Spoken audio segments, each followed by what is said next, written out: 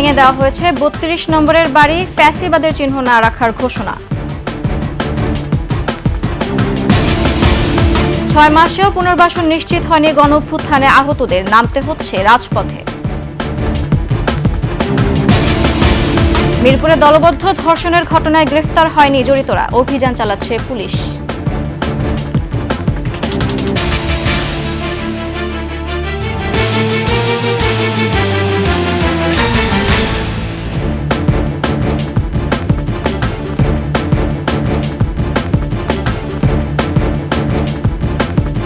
শুনছিলেন সংবাদ শিরোনাম। আমন্ত্রণ সকালের ২১শে সংবাদে, সাথে আছে আমি সুরাজ শ্রাবন্তী। দর্শক, ২১শে টেলিভিশনের সংবাদ একসাথে সরাসরি দেখতে পাবেন আমাদের ফেসবুক পেজ www.facebook.com/2124 অনলাইনে।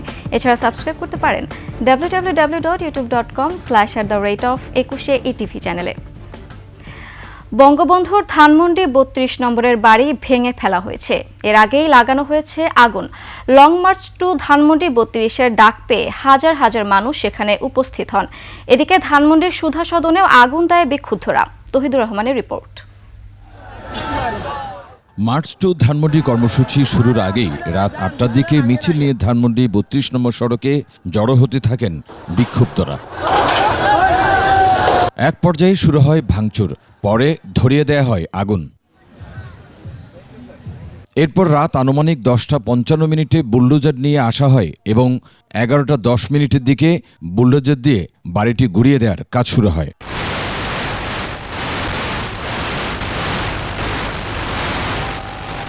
এই সময় আওয়ামী লীগ ও শেখ হাসিনা বিরোধী নানা স্লোগান দিতে থাকে বিক্ষুব্ধরা। আমাদের রক্তে আবার আগুন লাগিয়ে দিয়েছে। আমরা জানি সেই ফ্যাসিস্ট আমার ভাইয়ের যে খুন করে আবার আমাদের উদ্দেশ্যে বক্তব্য দিতে চাই। আমরা তার কোনো স্মৃতি বাংলাদেশে রাখবো না। ভবনের বিভিন্ন অংশ এমনকি ইট পাথরে নিয়ে যায় কেউ কেউ। যতবার এভাবে তার মুখে খই ফোটাতে চেষ্টা করবেন, ততবারই আমরা খুঁজে খুঁজে দেখব যে তার আস্তানা কোথায় কোথায় আছে, তার দর্শকরা কোথায় কোথায় আছে। শেখ হাসিনা যত ষড়যন্ত্র করবে, ছাত্র জনতা তত ঐক্যবদ্ধ হবে বলেও জানান তারা। তৌহিদুর রহমান, ২১শে টেলিভিশন, ঢাকা।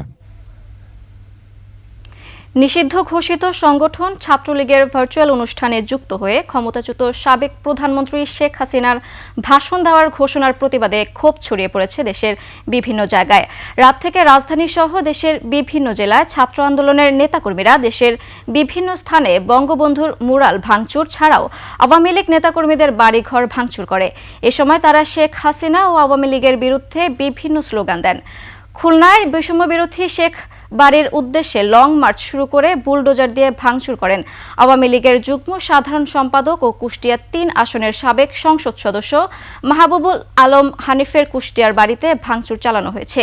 এছাড়াও রংপুরে বেগম রোকেয়া বিশ্ববিদ্যালয়ে বঙ্গবন্ধু মুরাল, বঙ্গমাতা ফজিলাতুন্নেসা মুজিব ও বঙ্গবন্ধু হলের সাইনবোর্ড ভেঙে গুঁড়িয়ে দিয়েছে বিক্ষুব্ধরা।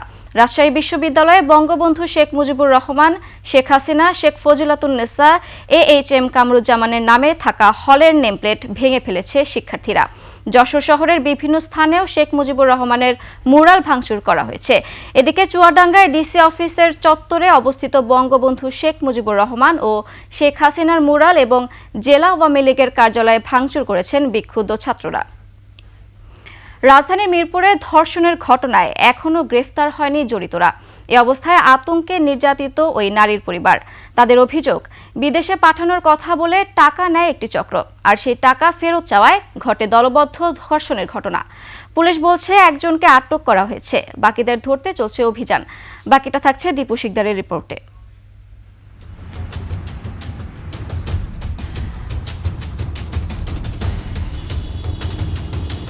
রাজধানীর মিরপুর শেওড়াপাড়া এলাকায় বাণিজ্যিক এই ভবনের উপরতলা চলত গোল্ডেন আবাসিক নামের একটি হোটেল।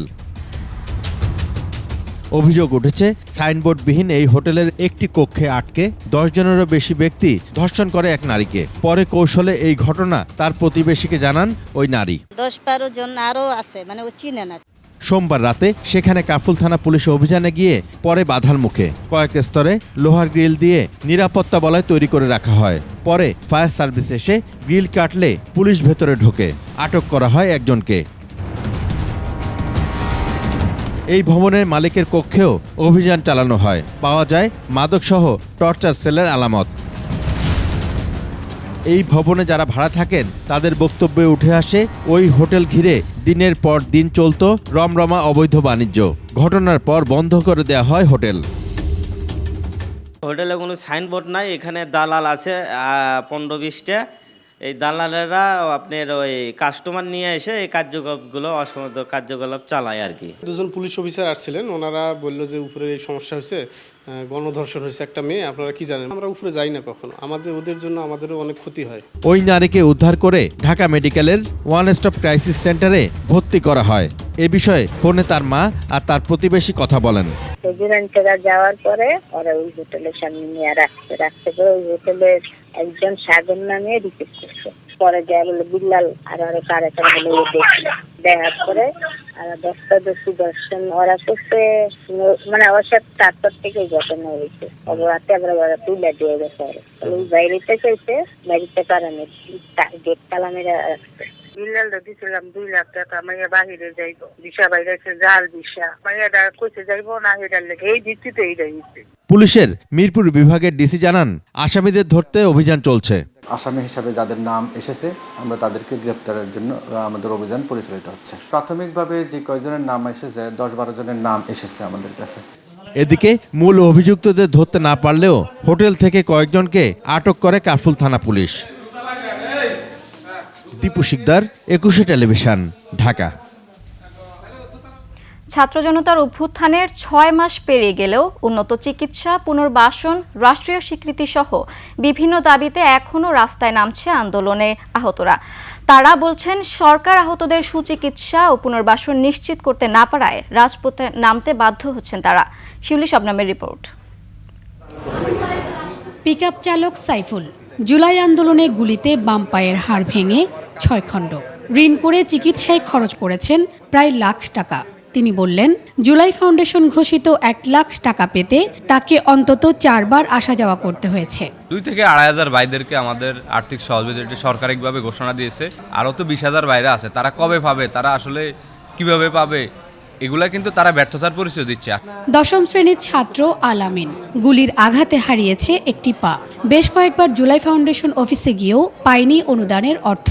1 লাখের জন্য আমি প্রায় আমার 20,000 টাকা গাড়ি ভাড়া গেছে। ওদের দায়িত্ব ছিল যে আমাদের টাকা ওরা নিজ দায়িত্বে আমাদের কাছে পৌঁছে দেওয়া। এখন এই টাকার জন্য আমরা কেন দৌড়াদৌড়ি করব? সরকার আহতদের উন্নত চিকিৎসা, রাষ্ট্রীয় স্বীকৃতি ও পুনর্বাসনের প্রতিশ্রুতি দিলেও এখনো কোনো উদ্যোগ নেওয়া হয়নি অভিযোগ তাদের। এখন পর্যন্ত আমাদের সুচিকিৎসা দিতে পারলো না, আমাদেরকে নিয়ে একটা ঘোষণা দিতে পারলো না, একটা প্রণোদনা প্যাকেজ তৈরি করতে পারলো না। 6.5 মাস হয়েছে সরকারিভাবে আমরা এখনো পর্যন্ত শুধু আশ্বাসই পেয়েছি। ছাত্র জনতার রক্তের মূল্য কি অন্তর্বর্তী সরকার দিতে পারছে, এমন প্রশ্নও করছেন কেউ কেউ। তারা আমাদেরকে ডাকছিল, বিধায় তো আমরা আসছিলাম আন্দোলনে। সুচিকিৎসা না দেয় তাহলে আমরা কোথায় যাব? কোনো কর্তৃপক্ষ এসে আমাদের পাশে দাঁড়ায় নাই। এটা আমার সরকার, আমার জন্য সে যদি কিছু না করে যেতে পারে, পরে সরকার আমার জন্য কি করবে সেটা আমি ওটার উপরে গ্রান্টেড না। আহতদের উন্নত চিকিৎসার জন্য সরকারি উদ্যোগে এরই মধ্যে বিদেশে পাঠানো সহ কিছু উদ্যোগ নেওয়া হলেও সেসব কাজ ধীরগতির বলে প্রশ্ন উঠেছে।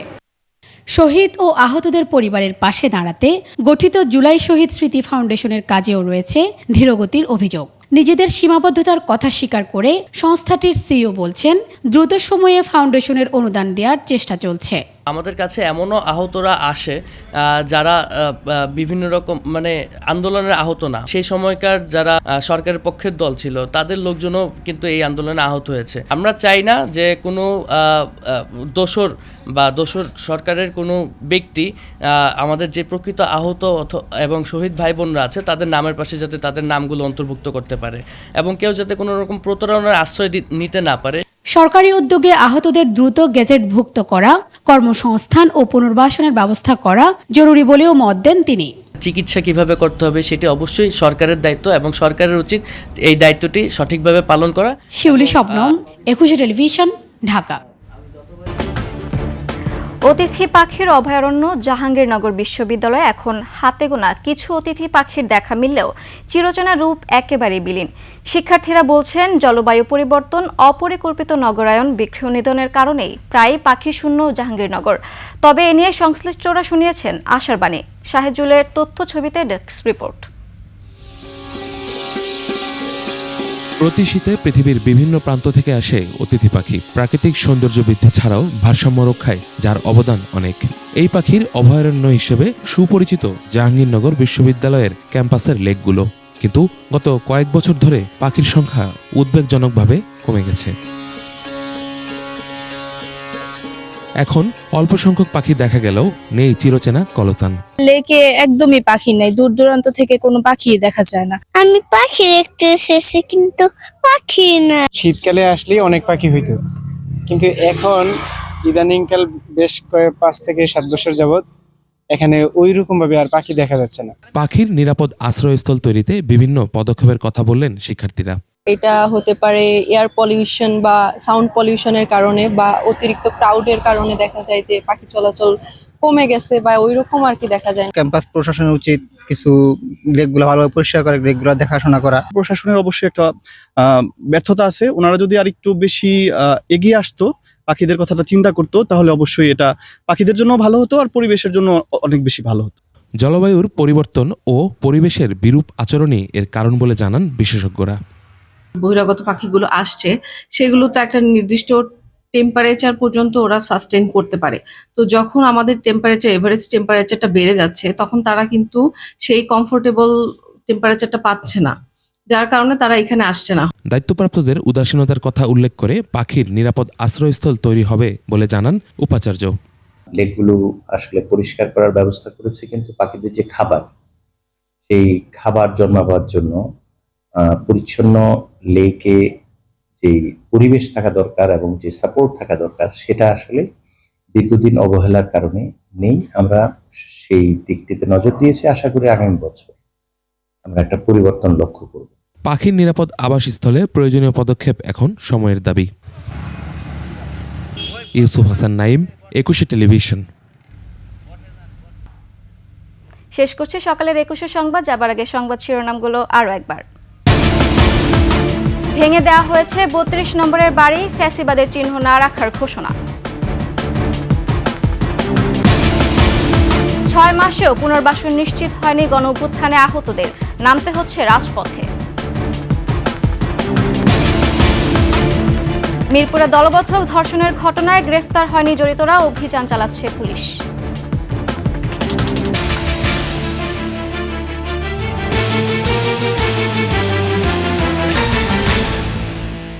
সর্বশেষ সংবাদ জানতে ডায়াল করুন 2021 নম্বরে, আর ভিজিট করুন 21-tv.com ওয়েবসাইটে। ফেসবুকে ভিজিট করতে পারেন www.facebook.com/2124 অনলাইনে।